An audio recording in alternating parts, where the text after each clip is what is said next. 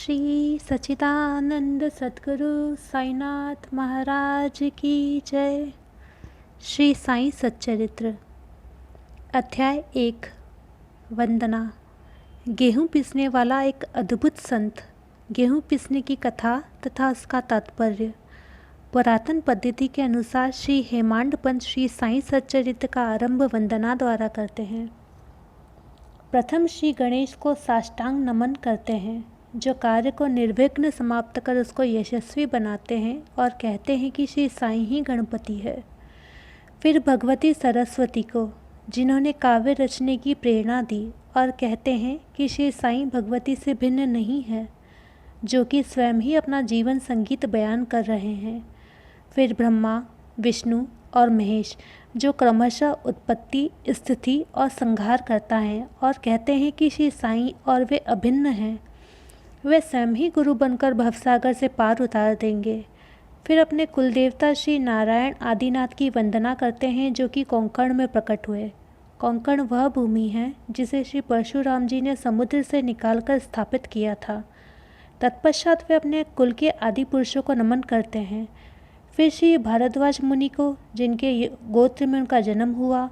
पश्चात उन ऋषियों को, जैसे याज्ञवल्क्य, भृगु, पाराशर, नारद, वेदव्यास, सनक, सनंदन, सनत कुमार, शुक, शौनक, विश्वामित्र, वशिष्ठ, वामदेव, जैमिनी, वैशंपायन, नवयोगींद्र इत्यादि, तथा आधुनिक संत जैसे निवृत्ति, ज्ञानदेव, सोपान, मुक्ताबाई, जनार्दन, एकनाथ, नामदेव, तुकाराम, कान्हा, नरहरि आदि को नमन करते हैं। फिर अपने पितामह सदाशिव, पिता रघुनाथ और माता को, जो उनके बचपन में ही गत हो गई थी। फिर अपनी चाची को, जिन्होंने उनका भरण पोषण किया, और अपने प्रिय भ्राता को नमन करते हैं। फिर पाठकों को नमन करते हैं, जिनसे उनकी प्रार्थना है कि वे एकाग्रचित्त होकर कथा अमृत का पान करें। अंत में श्री सच्चिदानंद सद्गुरु श्री साईनाथ महाराज को, जो कि श्री दत्तात्रेय के अवतार और उनके आश्रयदाता हैं, और जो ब्रह्मा सत्यम जगन मिथ्या का बोध कराकर समस्त प्राणियों में एक ही ब्रह्मा की व्याप्ति की अनुभूति कराते हैं।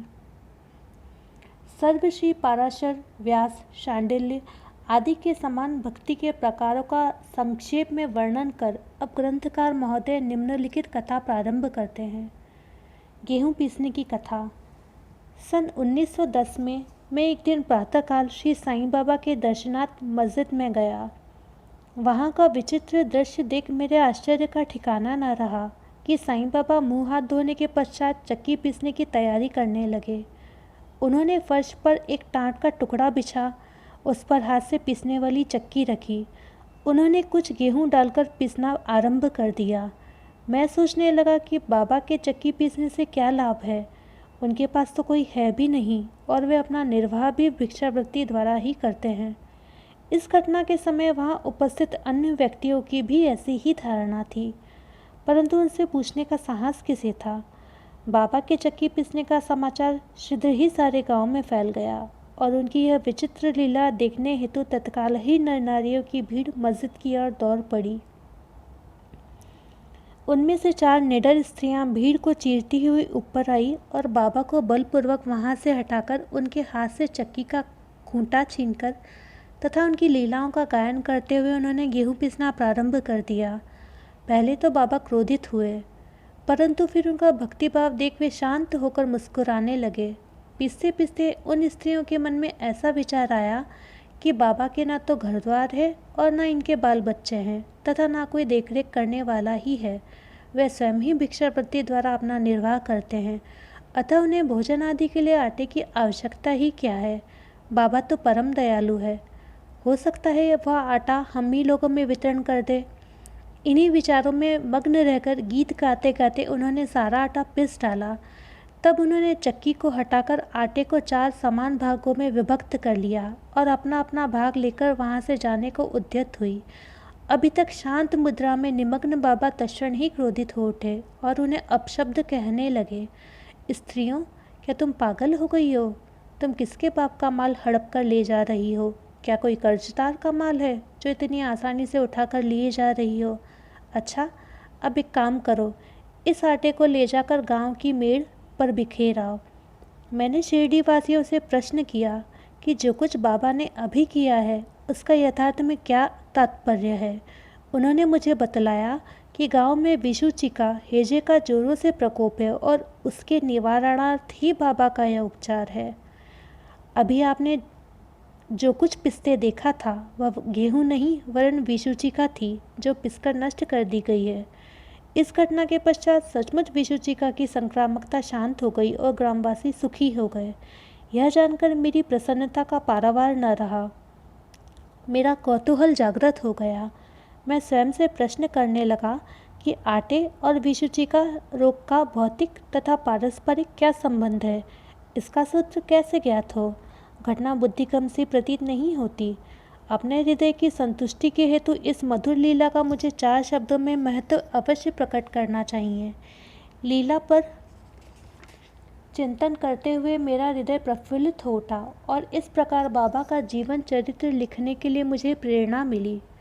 यह तो सब लोगों को विदित ही है कि यह कार्य बाबा की कृपा और शुभ आशीर्वाद से सफलतापूर्वक संपन्न हो गया। आटा पीसने का तात्पर्य।